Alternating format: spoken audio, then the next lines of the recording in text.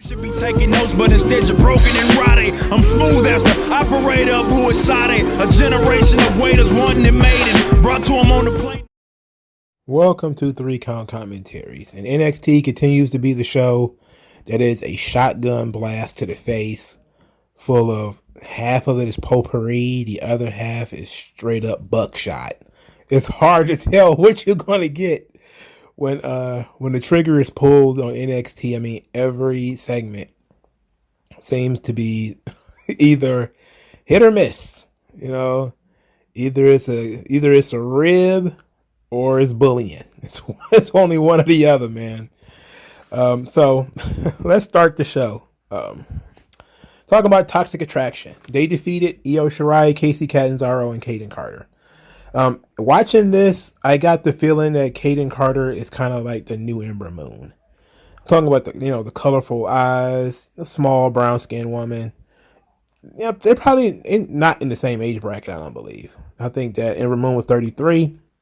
So maybe Kayden Carter is probably like 29 or something like that. Maybe 30. I doubt she's that much younger than Ember Moon, but she moves a lot like Ember Moon. And Kacy Catanzaro is incredible. She's a cat, man. As far as agility is concerned and speed is concerned, she is top notch. But she's also very, very small. Very small. Too small to take seriously as a wrestler, that's for sure. JC Jane almost killed herself again. Got caught in the ropes. I forgot what she was trying to do, but she got caught in the ropes again. They win with Gigi Dolan using a crucifix bomb out of the abdominal stretch to defeat Kayden Carter. So it was actually a pretty hot start. I didn't mind it. I had fun with it. Mandy Rose is so much better than she used to be.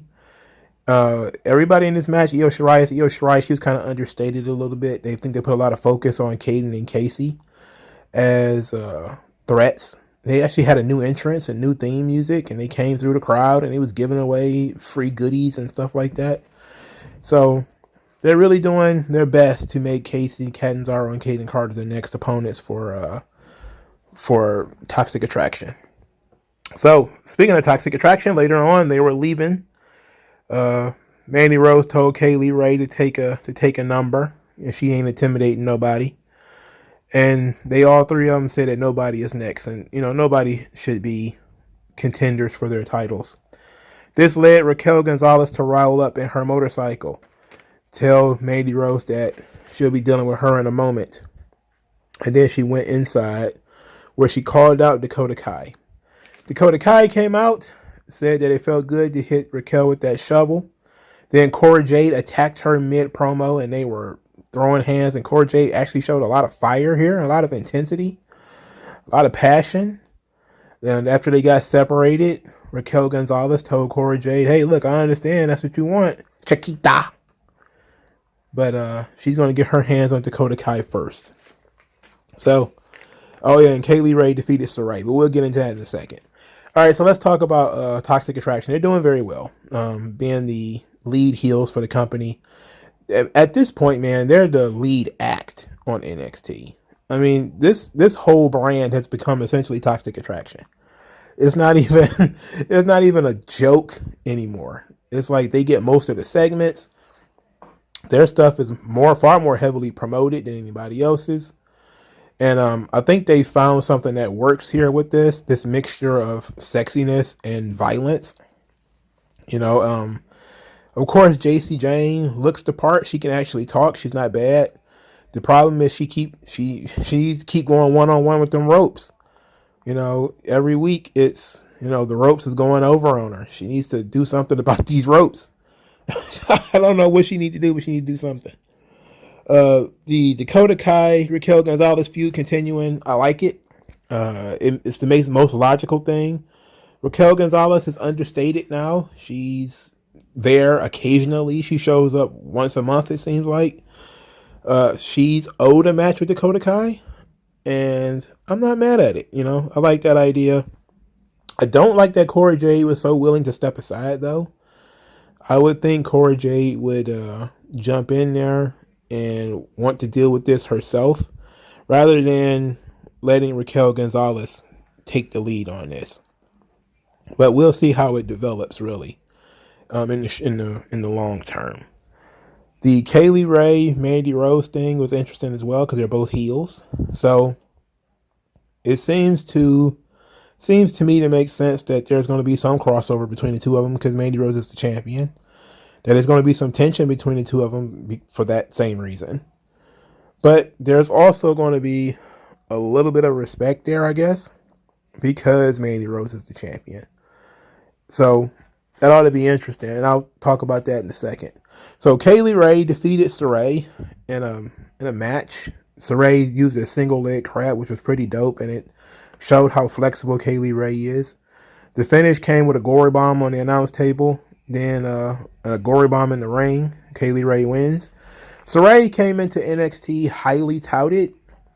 They did a lot of those vignettes, a long build up for her. She got a couple of good wins in, and then NXT 2.0 happened, and they tied an anchor around her ankle. You know, Saray has, I think, lost every match since NXT rebranded. So that's not good. You know, she's very young too, so she's not like some 38-year-old or something like that. She's like 24 or something like that. She's very young. So there's no other reason to not do anything with her and to use her as a jobber. She's got a significant amount of experience. She could be doing something useful on this roster instead of doing jobs. But it seems like they're building something with this. And that maybe this is part of a story that, you know, her going on a losing streak. They're probably going to, you know, try to find some way of maybe it's, you know, coming to America, finding yourself or something like that. But I don't like this. I don't like them using her this way. Kaylee Ray, she's okay. She's a good worker. The personality is where it's going to be odd, you know. Her look and her personality is very bland. You know, like her hair is just very long and very straight. You know, like that's it. And she speaks with an accent. And accents are very, very hard, you know. But I'm interested in what they're going to do with Kaylee Ray. Now, War Games is the next takeover event, and it's December. I think the 9th or something like that. So, looking at how War Games usually was, there was usually some type of centerpiece feud that led to the War Games match. They don't have that this year due to all the releases and the rebranding. So, I have no idea what the men's War Games match could be. The best I can think of would be my NXT Civil War idea, the old versus the new, which could be a good idea if they would have started building it when NXT originally rebranded. For the women, you know, well, let's stick with the men for a moment, because I think the closest we have to it is Carmelo Hayes and Johnny Gargano. You know, maybe Carmelo Hayes put together a team, Johnny Gargano puts together a team. And I think that's probably the closest we got. Like, as far as long-running feuds, there isn't any really on the men's side. You know, there isn't any long-running men's feuds. So it's hard to tell. And there aren't any real factions either. You know, Diamond Mine is a mixed gender faction, so that wouldn't make sense. You know, Imperium lost 2 members. You know, Alexander Wolf is gone. And now Walter, he's still in the company, but he's not in the United States. So you can't use Imperium. You know, Legado del Fantasma. I don't know what the fuck happened to Santos Escobar. He's gone. Where the hell did he go? So there's no real factions for you to use either. I don't know how they're going to do a men's War Games match. Unless it's Carmelo Hayes as the captain of one team and Johnny Gargano as the captain of one team. And then they all go through and just pick opponents. That's not going to be the same as the previous years, but I guess that's the best we can really do. For the women, however, it can be a little bit different because you do have Toxic Attraction. So you have 3. So you have Toxic Attraction. Let's say you add Dakota Kai, who helped Mandy Rose win the title. And then maybe you add Kaylee Ray. And I think that's probably the best we can really hope for. And you could say title shots if they win or something like that. Who knows? Who cares, really? For the other side, you got Io Shirai, Casey Catanzaro, Kaden Carter, Raquel Gonzalez, and Cora Jade. So I think that would be the women's match seems to be the one that has the most heat to it due to the heat Toxic Attraction has. And it's only 3 of them. But you can easily add 2 other people as not as members of Toxic Attraction, but just as partners. People who are, in the match for a specific reason. They're in the match because somebody else they're feuding with is in the match. They're in the match because they want something. Hey, Mandy Rose tells them if you help us win, we'll give you a title shot or something like that. Then that would make sense. And then you have on the other side a bunch of contenders. Io Shirai wants Mandy Rose's title. So does Raquel Gonzalez. But Raquel Gonzalez also wants to beat up on Dakota Kai. And Cora Jade wants to beat up on Dakota Kai. And Casey Catanzaro and Kaden Carter want to be the tag team champions. It's not quite the Undisputed Era versus who did they fight that year? It was Undisputed Era versus a group of, I believe it was baby faces. I couldn't tell you what the group was, not off the top of my head. Not quite that level of heat, but it's the best we could do now that I think about it. Can't really think of any other feud that really needs a War Games match. So Pete Dunne said that Tony D'Angelo was running his mouth, that he can come see about the baddest man in NXT if he wants to. This led Trick and Mello to show up, and for Trick to go off on a ramble that was so quick. All I remember is I think he said that Pete Dunne's daddy was a bootlicker and his mama was a bobblehead.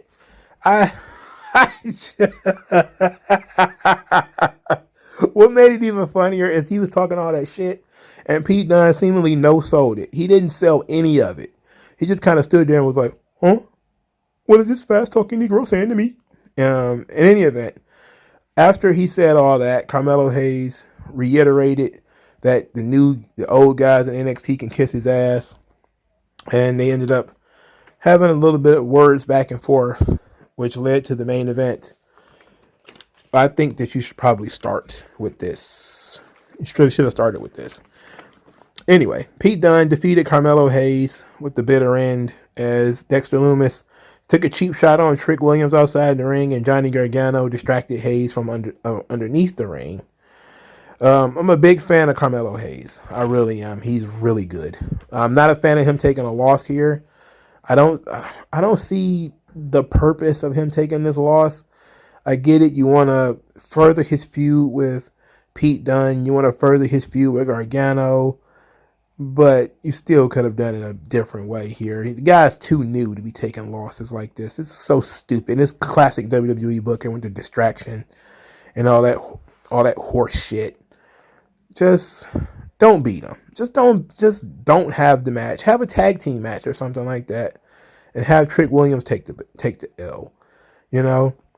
I get that Pete Dunne is a man on an island by himself now because they drafted his buddy, Ridge Holland. He should have other buddies. Why isn't he hanging out with other guys? Give him 2 other guys like Grizzly Young Veterans. They're apparently not doing anything. We'll get into what they're doing in a minute. But, why not give him them? He can hang out with them.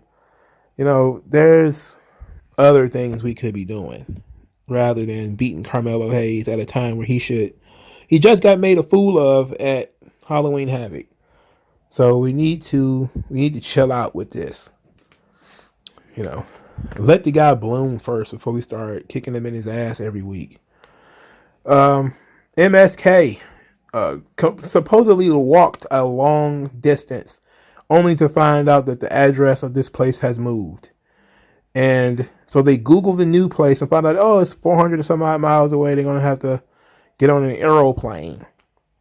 And they were being so annoying.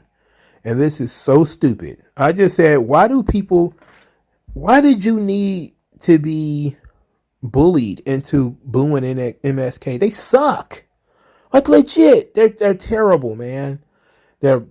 Everything about it is awful. Their look is awful.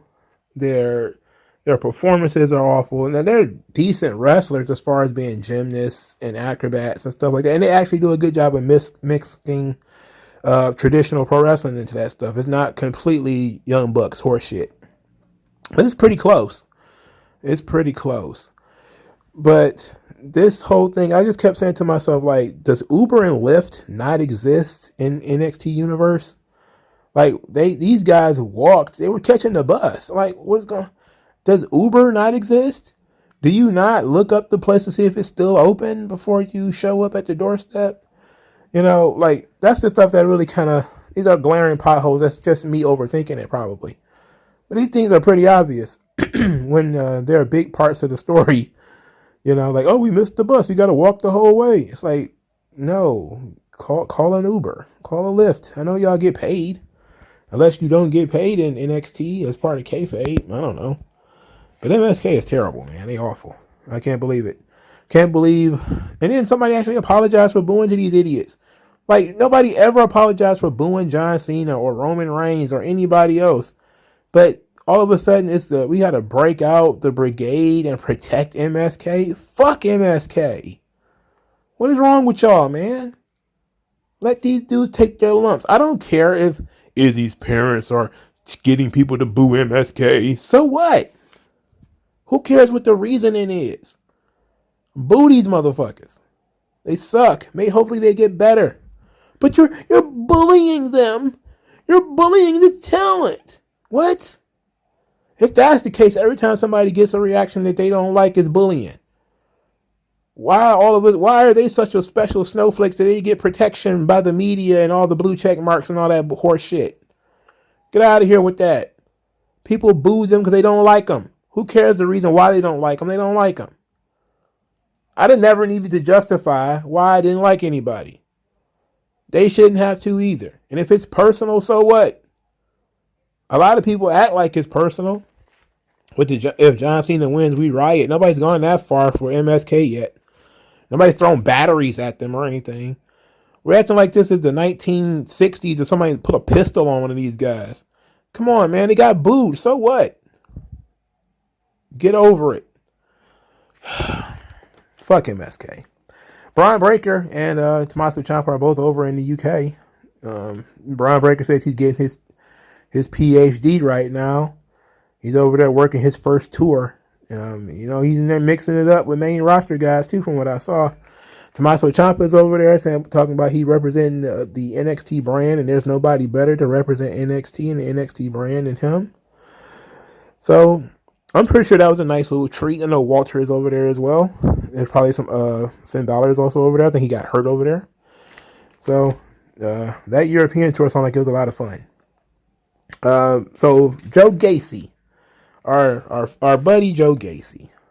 Joe Gacy found Boa wearing face paint to be very disturbing. Says that we all hide our true feelings underneath the masks. But it's sad that Boa feels like he needs to hide himself. He hopes he never has to hide himself.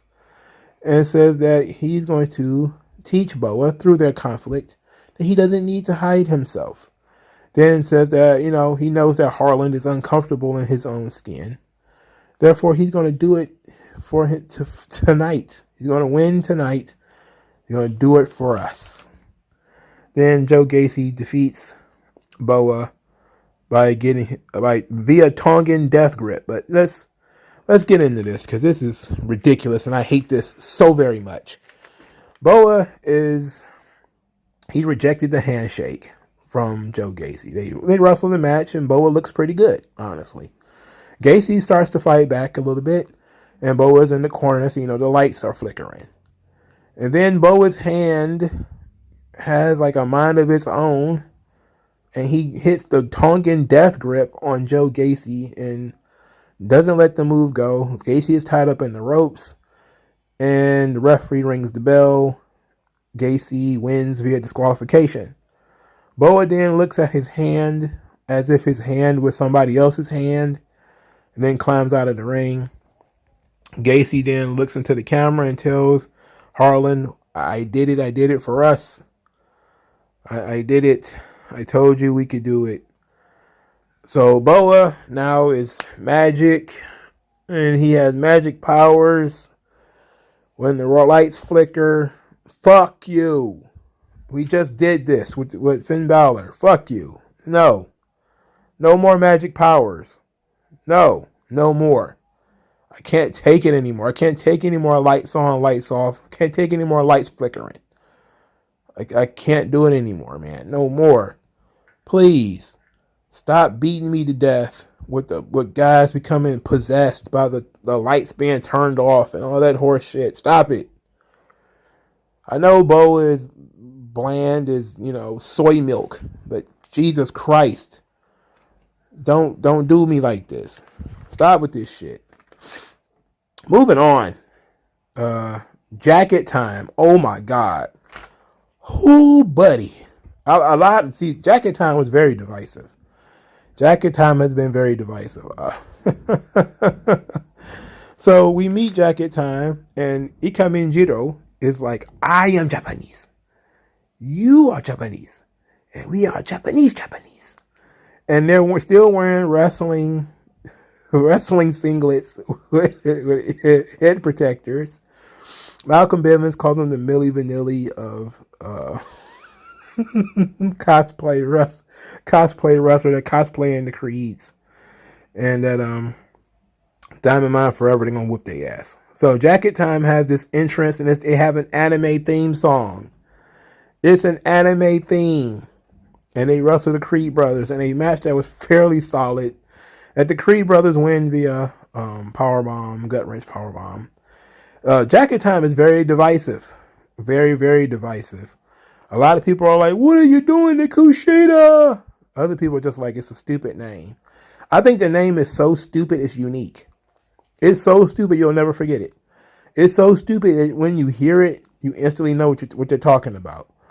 And as far as the gimmick is concerned, it's something to get Jiro over. Jiro is a smaller Japanese guy. His English is not very good. They're putting Kushida in a position where he's going to mentor. His English is not very good either. But you're putting him in a position to be the mentor for Ikemenjiro. And as long as it keeps Kushida with a gig, and because he had to do a lot to get to the United States, and it still took him almost a year or so, maybe even over a year, to really settle into the United States. I don't want him to turn around and just get fired. Because, hey, we got this guy, he's over the age of 35. We're not going to push him on the main roster, probably because his English is not very good. We can't keep him hanging around NXT forever. So I would rather he be in this position than be shit canned. Unless they're going to fire both of them, which is always an option. But I don't think so. I think that these two guys could be fun characters. But there are the amount of people who are literally shitting themselves because Kushida, their beloved Best of Super Juniors, junior heavyweight champion and all that shit, is doing gimmicky WWE stuff with Ikemenjiro, who is a comedy wrestler from a comedy wrestling promotion. And they knew this because they know about Japanese pro wrestling. So they know Ikemenjiro is a comedy wrestler. They know this. Him slapping people with jackets and stuff like that. You know what's going on here. So I'm interested in this. Kushida has been lost in the shuffle for a long time in NXT. Even when he won titles, he seemingly didn't have anything going for him. Now, this might be, even though they lost this match, they're still pretty new. They haven't quite gelled yet. And they're best friends now, him and Ikemenjiro. It is ridiculous. So because it's so ridiculous and it's not really all that offensive, I'm gonna let it slide. I'm okay with Jacket Time. The name is silly. The gimmick of Ikemenjiro is silly. The anime theme song is silly. All of it is very silly, but it doesn't involve singing. It doesn't involve dancing, at least not yet. Well, Ikemenjiro dances, but he's a goofy comedy character. It doesn't involve singing and dancing. It doesn't involve magic. It's just two goofball Japanese guys being a tag team, having fun. So I'm okay with it. I'm all right. The moment somebody, like one of the jackets, become possessed or, they start talking about his jackets getting COVID shots or something silly like that, then we got to have a conversation about how stupid this is getting. But as long as it's just these two guys being idiots, As long as it makes me laugh, I'm okay with it. I'm going to support it as long as it's got some humor to it. What it doesn't have humor to it, Grayson Waller spreading gossip about LA Knight talking trash about Sikoa. Solo Sikoa. Telling Solo Sikoa said LA Knight said something bad about him. LA Knight then busts in the room and says that he's going to tell him same thing he told Grayson Waller, which is that if he got anything to say to him, he'll say to his face. He then said that Grayson Waller wears clothes that are 4 times too big, and that occasionally Sikoa should try wearing shoes. And then they all agreed to fight each other in a triple threat match later in the show. It wasn't as random as people think it is, mainly because they have spent a couple of weeks on this whole Solo Sikoa, Grayson Waller, Solo Sikoa, LA Knight thing. It's been going on since Halloween, and that's been 2 weeks ago, right? So this is the 3rd week. Solo Sikoa wins the match. I'm baffled by Grayson Waller, for the record. I don't know why he's wearing boxing shorts. Is he a boxer in real life, IRL? Because his character is not a boxer.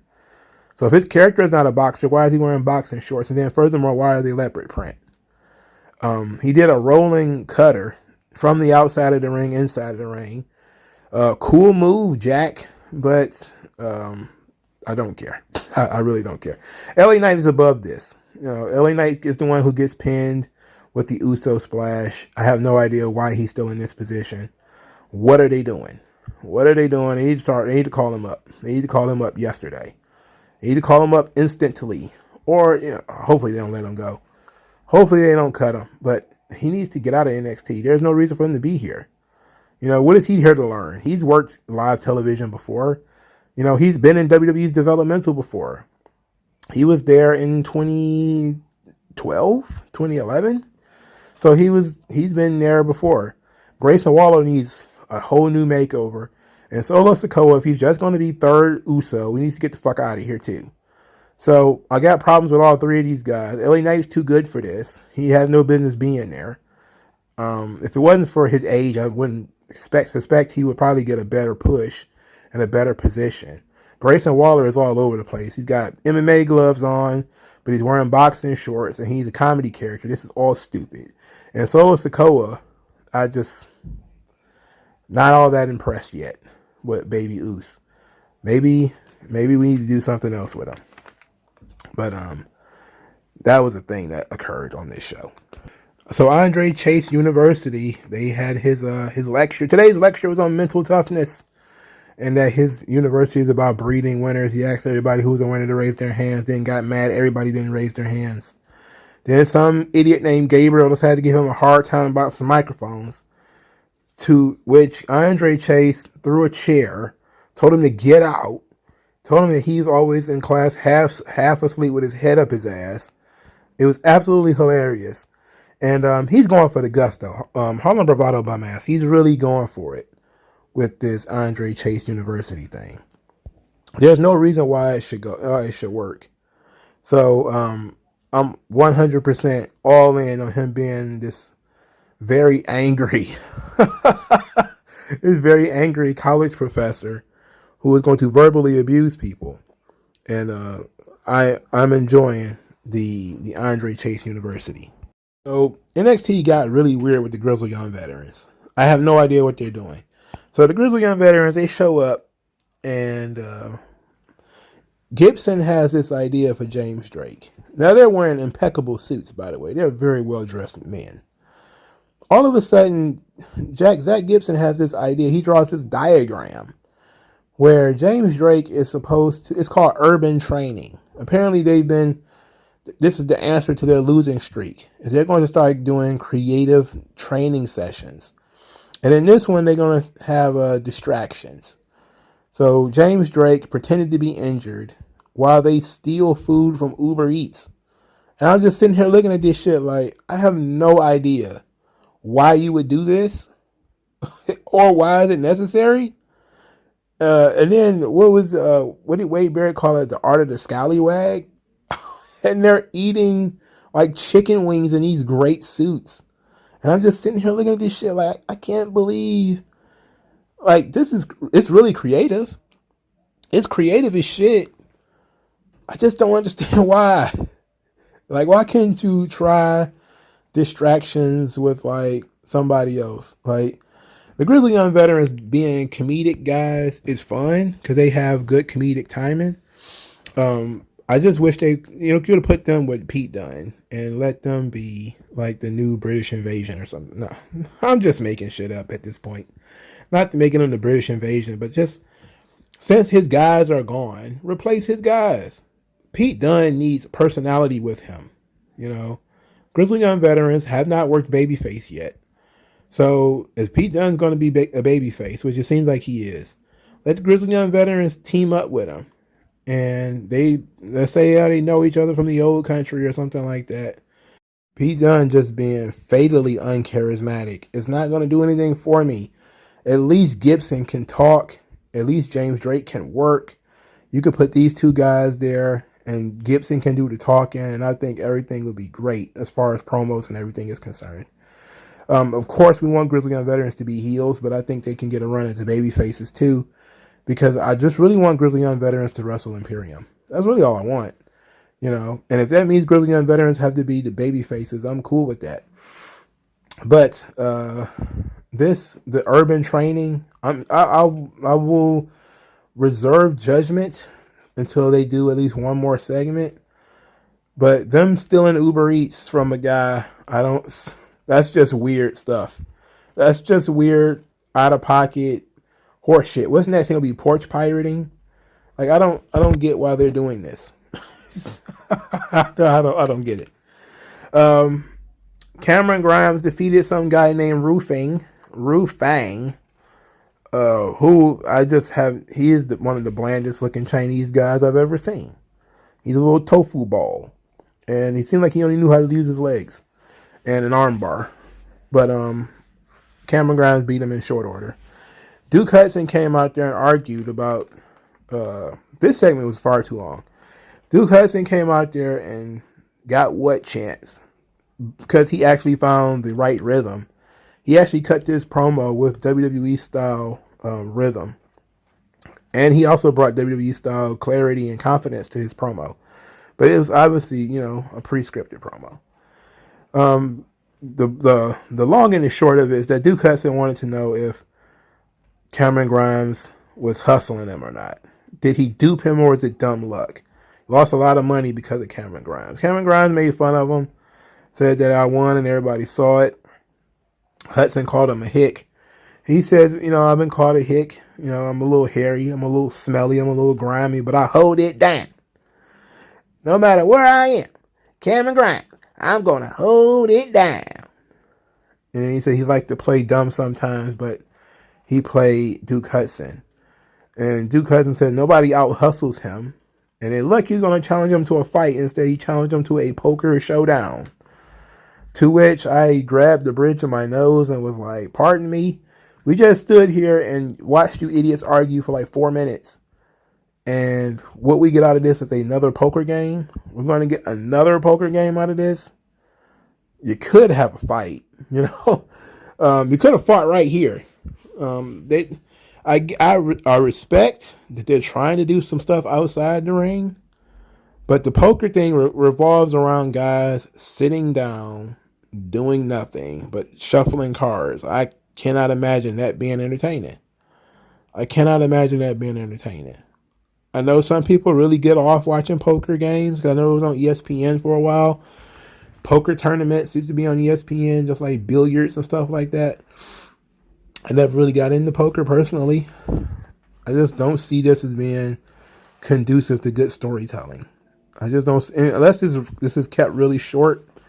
I think this is going to be another L for NXT. I don't know, man. This is buckshot. This is right in the face. This hurt. Cameron Grimes calling himself smelly and grimy is absolute lunacy. Pure lunacy. I can't believe it. Maybe I'm a little smelly. Maybe I'm a little grimy. I'm like, wait a minute. I wouldn't admit that if I was a multimillionaire and I stink. Like that should be the last thing you should do is be stinking. All right. Indy Hartwell and Persia Parada. They both talked about how close they were. Then Tony D'Angelo showed up, said that he was looking for Loomis and Pete Dunne, who, both of them are ducking him. Then he says he's going to handle the Dexter Loomis problem next week, and he gives gifts to Indy Hartwell and Persia Parada. Persia Parada gets a handful of cash. Indy Hartwell gets a frozen dead fish. A frozen dead fish. At least I think it was frozen. And it ought to be great. You're going to have axe wielding Dexter Loomis against the mafia connected Tony D'Angelo. So I'm guessing somebody sleeps with the fishes after this match. So either somebody gets chopped up and put into a footlocker, or somebody's going to end up with a pair of cement shoes. I love that idea. I love it either way. I'm okay. I love Tony D'Angelo. Persia Parada pocketing the money. I like that too. That was a good one. Because it plants the seeds that Persia is like, hey, if you give me a little something, I'm okay with it. Maybe she'll, with a name like Persia Parada, it sounds like she might be Italian or something like that, or of Italian descent. I know she's Australian. That didn't prevent her from being Italian, though. And maybe we could, I don't know if I'm breaking this team up because they just got together.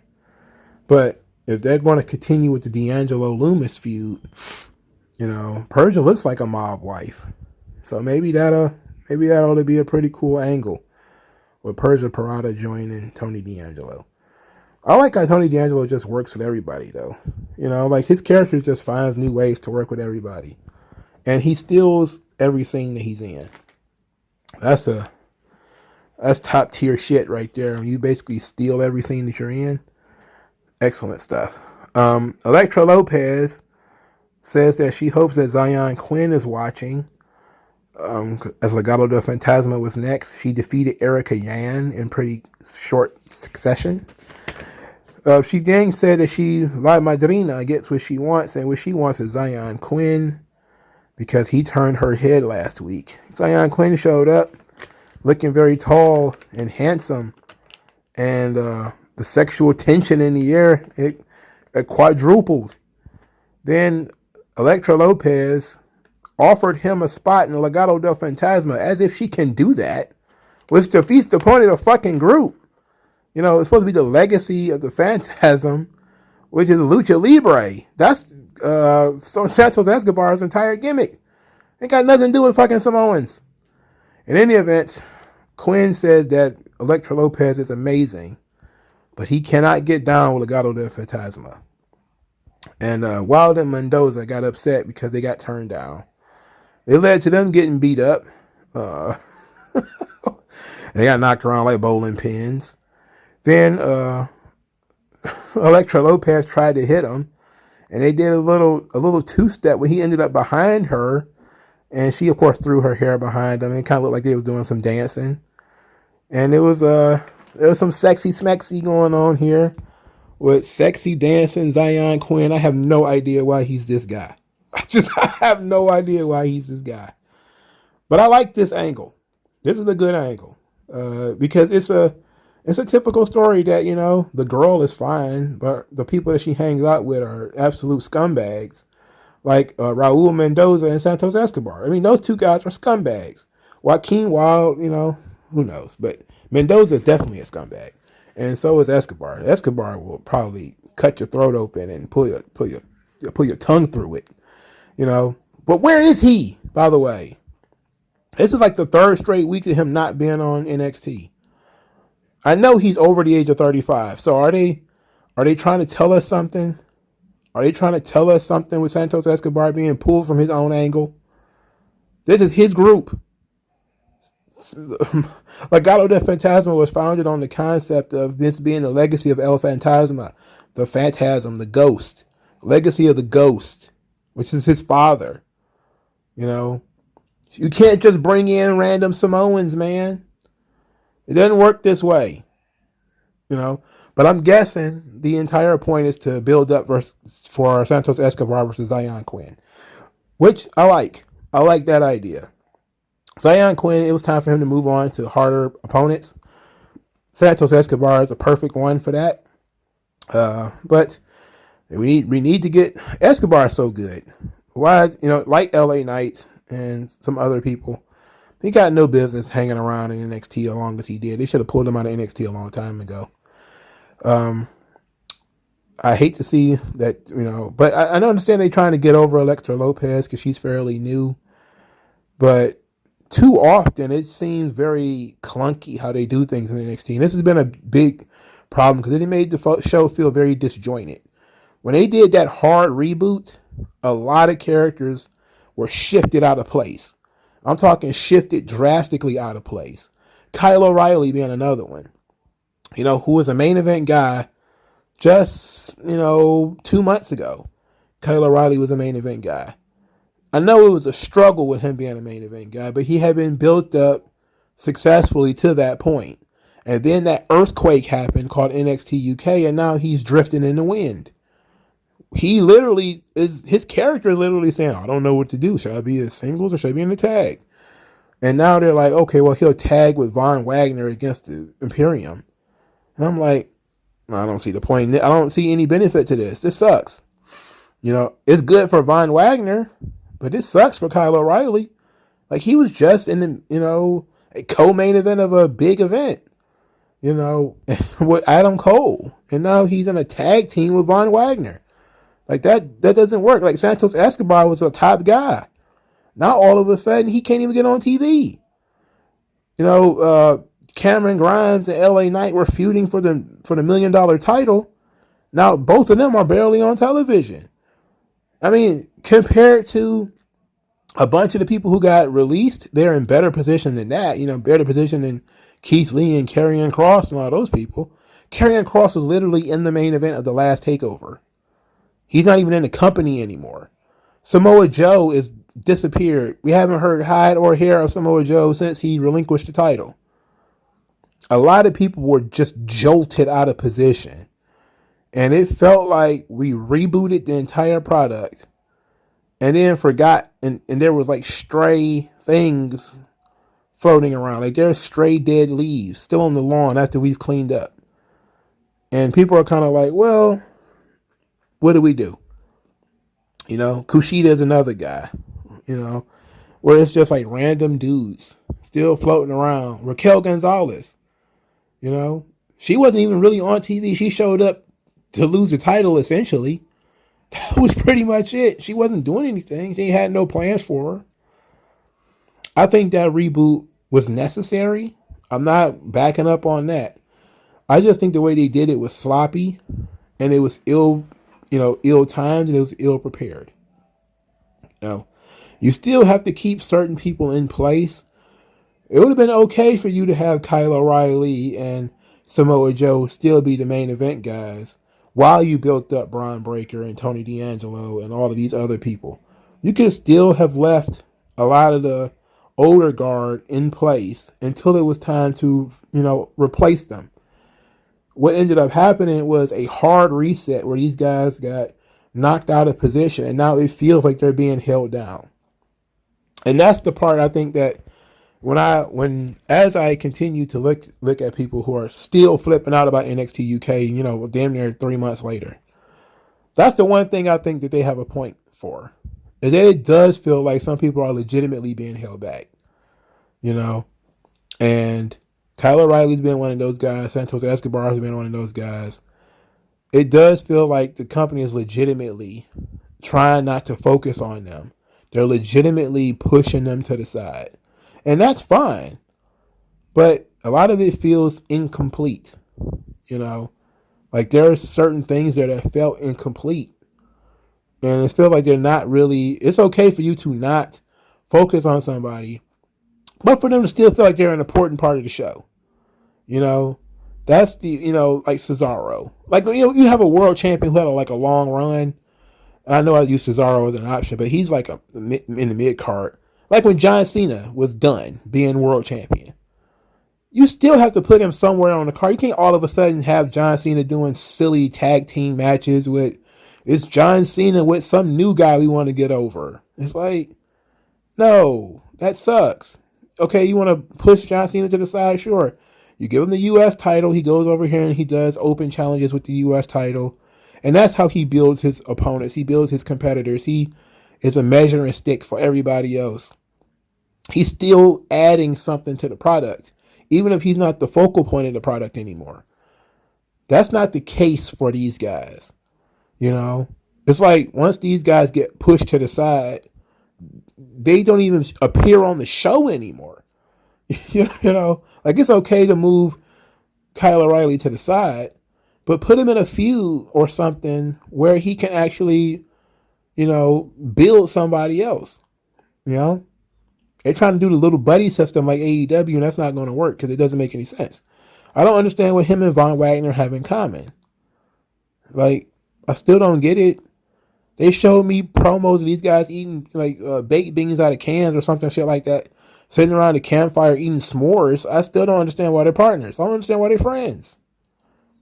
You know, it doesn't make any sense. When you could have had Kyle O'Reilly feuding with Carmelo Hayes, or feuding with, you know, Roderick Strong, or feuding with, well, not Roderick Strong, of course, because that Roderick Strong would be, you know, he would be doing his same thing with other people, you know. Like, I like the idea of Roderick Strong and Grayson Waller. That was a decent storyline he had right there. Roderick Strong and Ike Minjiro. You got cruiserweight guys, and hell, most of them are smaller, that you could have Roderick Strong build those guys. You got your tag teams and stuff like that. You have Grizzly Young Veterans, and you have Legado del Fantasma, Wild, and Mendoza. They've been around for a while. You use them to build those guys. Escobar, Ciampa, Joe, you got those guys for your big main event dudes. LA Knight can be on that too. For the women, you could have had Taya Valkyrie. You could have had Raquel Gonzalez, even though I think she's probably on her way out. Hopefully up to SmackDown or something like that. You know, then you brought over Kaylee Ray. That was good. You bring a Dakota Kai back. It would have been better for you to just introduce new characters so that people could say, okay, this is the new NXT. This is what they're doing. They're going to push this Braun Breaker kid and this Tony D'Angelo and this. Instead of, we're just going to start, you know, click, clack. Whatever comes out of this barrel is what's coming out of this barrel. If it kills you, too bad.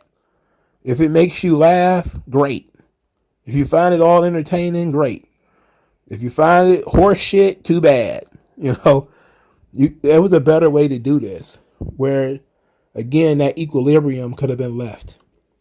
And everybody could have been okay with it when eventually you phased it out. It was too much of a hard reset. You know, it was too hard of a reset. So that's my problem with NXT. It took me a while to get there. I had to really look at it because the Kyle O'Reilly promo, I think, was a meta commentary for not just him, but for everybody who was from that old NXT. What do they do? And then you just notice, like, as the show, you watching the show, it's like there's a lot of people missing, man. You know, and it's like some of them are fired, sure, some of them have been moved on. But the amount of out the fucking way that we've pulled on some of these people is kind of crazy, man. It's a little too harsh. But let me know what you guys think in the comment section below. Like this video, share this video, subscribe to the channel, donate to the channel. Thank you guys for your time, and I will talk to you guys later.